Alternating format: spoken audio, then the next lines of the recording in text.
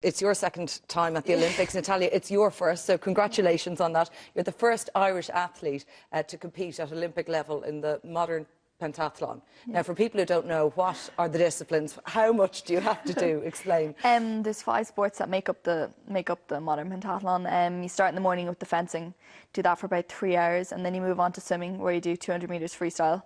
And then you move on to horse riding, where you jump 12 rounds on a strange horse. And then the final end of the day, you do the combined, which is the running and the shooting, kind of a bit like the Nordic combined. So you end the day on that. God, okay. I'm tired listening to it. 5 events, 1 day. Yeah. And 4 years of hard training to get to that 1 day. Pretty much. Yeah, 4 years of hard work all coming together. On 1 day, the last day of the Olympics, I'll be the last athlete, the Irish athlete to compete. Really? Yeah, I'll be the last one. Yeah. So you'll watch Chloe, you'll watch Katie, you'll watch all the other members of the team heading out the door. Yeah. And you're waiting. I'm the last one. Yeah, the marathon's on in the morning, and I'm obviously the whole day. So I'll end up that evening. My sport is actually the last medal to be handed out in the Olympics. Okay. So will you travel with the team when the entire team go well, over? I don't know what day you're on, but I'd say you'll probably be in the village, whereas I'm going to be down in Lensbury, where the training camp is being held. And I'm going to be there for about a week and a half, staying out of the village, staying out of mischief, keeping my cool down the village. What will you do? Because I imagine you don't want to do too much in the way of training if you have to pack all of it into 1 day. Well, I'll pretty much be going hard the whole way up until a week before, when I'll start to taper down and do easier stuff. So when I get into Lensbury, I will be training really hard for the whole week, and then I'll probably slow it off down then, taper down then, and then I'll go into the village the following Thursday, and that's when I'll probably meet up with the rest of the team. We heard earlier that Chloe saying that the Chinese are her biggest threat. Who are your... Actually, the current world champion is British, so she would be one of the biggest threats. Current Olympic champion is German, and she was world #1 just up until a couple of days ago. It's very strong in Eastern Europe. Russians are incredibly strong in the men's event. They hold the world #1, 2 and 3. Really, in pentathlon, it's one of the great things about the sport. The day isn't really over.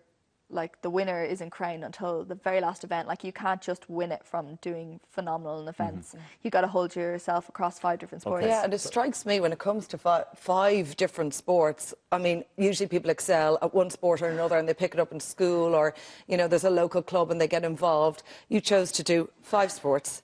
How do you work that out in a training schedule for the week?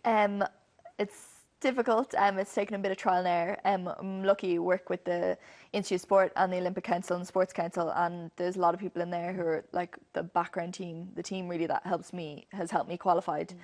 And they just basically, we set out a schedule and you stick to the schedule, like 25 hours training a week, and then you just make sure that everything's fitted in well, and that you're not like overexerting yourself, and you can still have time for recovery as well. Okay, when I think about like all this training you do for 1 day, you've got years of training as well, Chloe, and you know you'll have hopefully a few games. Well, that is the hope. Yeah.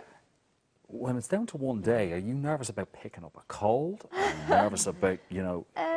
Well, I suppose like if you worry about that, what are you going to do? Go around like your whole life freaking out about everything, like not wanting to do anything, not living your life. It's like any sport, I suppose. You've got to approach, like my 1 day is like a very long day. Yeah. Like a match is you're gonna play lots of matches, but like I'm sure it's the same length of time. Like I've a very long day ahead of me. Like I'm not worried. Yeah. You know? Yeah. Well, I've seen the pace that you play at, and you're telling me that that's just training pace. Match pace is even faster again. So your games go on for about 40 minutes, but it is full on for those 40 minutes. How do you think you're going to do? Like, I know what we want to see. We would love to see you on podiums collecting medals. But how do you think you'll do? Well, for me, like badminton this year is in group stages, so my ultimate goal is to get out of the group, and then from there I think anything can really happen. But I'm not going to sit here and say I'm going to win a gold medal, but you know, obviously I'm going to do my best to do that. Okay, where would you rank now, Natalya? How do you think you'll fare? I'm just like Chloe. I'm just the step behind. I'm her in Beijing. You know, Rio's where I want to perform to the best that I can. Like, you know, it's interesting the way you said that you come in this year with a whole new aspect, like you know everything about the games, whereas I'm going to come in and I'm going to be Chloe 4 years ago. You know, this is my Beijing. This is where I want to do the best I can do. Perform. I'm going to train as hard as possible for the next 52 days, and then see how it goes. Have either of you been over to London to see the village, to check out facilities?